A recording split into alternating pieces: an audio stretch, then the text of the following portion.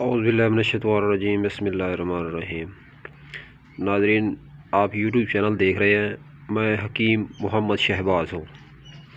तो बात कर लेते हैं आज थोड़ा दमा, स्टेमिना और एलर्जीज़ के हवाले से। बाद लोग कहते हैं कि दमा जो है दम से जाएगा। नाज़रीन, ये बात बहुत ज़्यादा गलत है।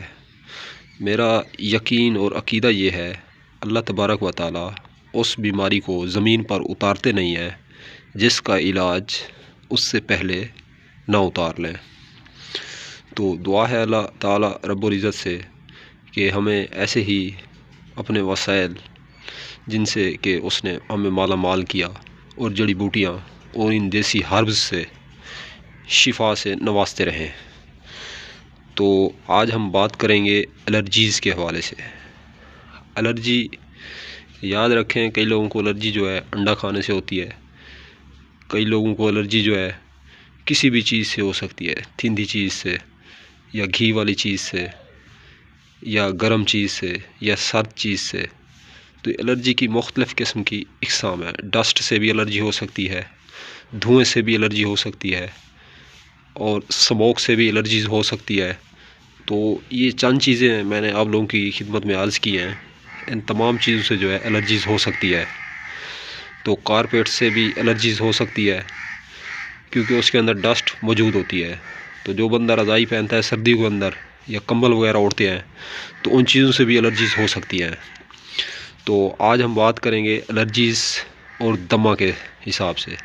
उससे पहले, दमा से पहले कि हम एलर्जीज़ का इलाज करेंगे, क्योंकि एलर्जीज़ का जिस टाइम इलाज करेंगे तो आहिस्ता आहिस्ता ब्लड से जो दमा है ये डिटॉक्स होना शुरू हो जाएगा। तो आज का नुस्खा जो है हमारा 6 अज्जा पे मुश्तमिल है।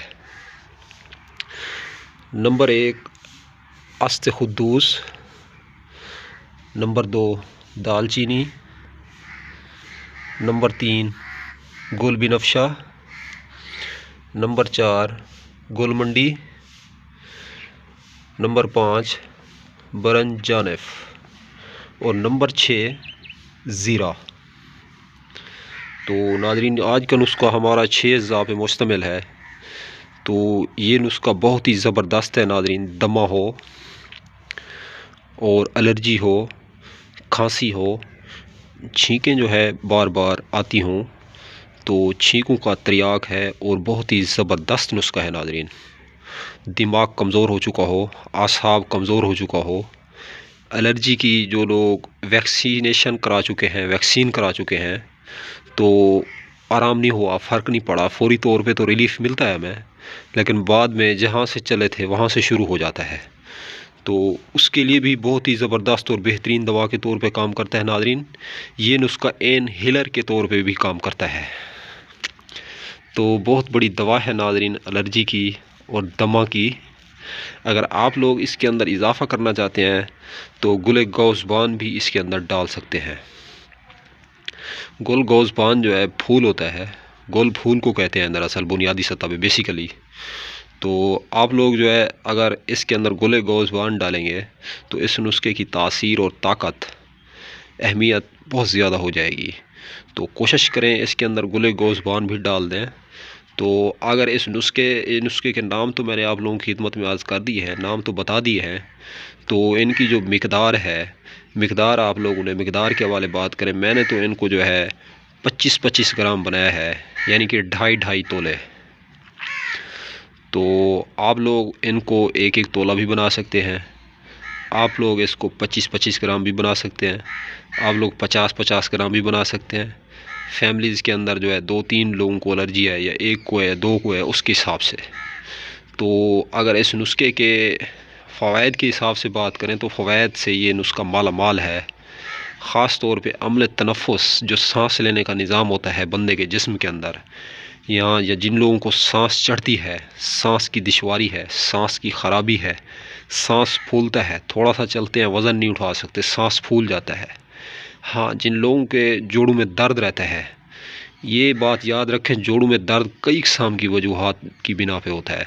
बाद लोगों को मैदे की ख़राबी की वजह से होता है 70%, और बाद लोगों को दमे की वजह से भी जोड़ों में दर्द होता है, सांस चढ़ता है, जिस्म थक जाता है वक्त से पहले। थोड़ा सा काम करते हैं, थोड़ा सा जो है स्ट्रगल करते हैं, तो स्ट्रगल तो कर भी नहीं सकते ऐसे लोग।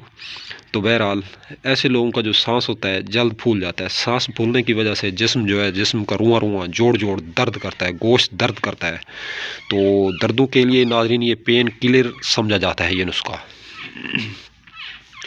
तो बहुत ही ज़बरदस्त नुस्खा है नाज़रीन। अगर मिकदार ख़ुराक के हवाले से बात करें तो 1 कप गर्म पानी के साथ आधा चम्मच इन तमाम चीज़ों का पाउडर करके आधा चम्मच खाएं, ऊपर से 1 कप गर्म पानी पी लें। अगर सर्दी है तो गर्मी है तो नॉर्मल पानी पिएं, ताज़ा पानी पिएं। हैंड पंप या वाटर पंप चला के पानी थोड़ा गर्म निकल आए तो उस टाइम पानी का इस्तेमाल किया जाए। तो वो कुदरती तौर पे गर्म होता है पानी, जो ताज़ा पानी होता है। तो सर्दी है तो थोड़ा सा उसे गर्म कर लें। नहीं तो अगर आप लोग गर्म नहीं भी करते तो हैंड पंप या वाटर पंप की मदद से आप लोग ताज़ा पानी निकाल के, ताज़ा वाटर निकाल के भी पी सकते हैं। तो आधा चम्मच बहरहाल इसकी मिकदार ख़ुराक है, फर्स्ट टाइम और सेकंड टाइम सुबह शाम। तो बाद लोग फिर कमेंट बॉक्स में पूछते हैं, हमारे पास इतना टाइम तो नहीं होता इतने कमेंट का जवाब दें। तो बहरहाल आप लोग जो है इसको खाना खाने से पहले भी ले सकते हैं और बाद भी ले सकते हैं। इसमें कोई इश्यूज़ नहीं है, कोई डाउट नहीं है, किसी किस्म का कोई साइड इफ़ेक्ट नहीं है। आप देसी अद्वियात, देसी हर्ब जो है खाना खाने से पहले लेते हैं या बाद में लेते हैं, कोई मसला नहीं है, कोई मुज़ायका नहीं है इसमें। आप पहले भी ले सकते हैं, बाद भी ले सकते हैं। मेरी अद्वियात चैनल पे जितनी जो है बताई गई हैं, हाँ, जो अद्वियात खाना खाने के बाद लेनी होती हैं तो वो मैं बता देता हूँ।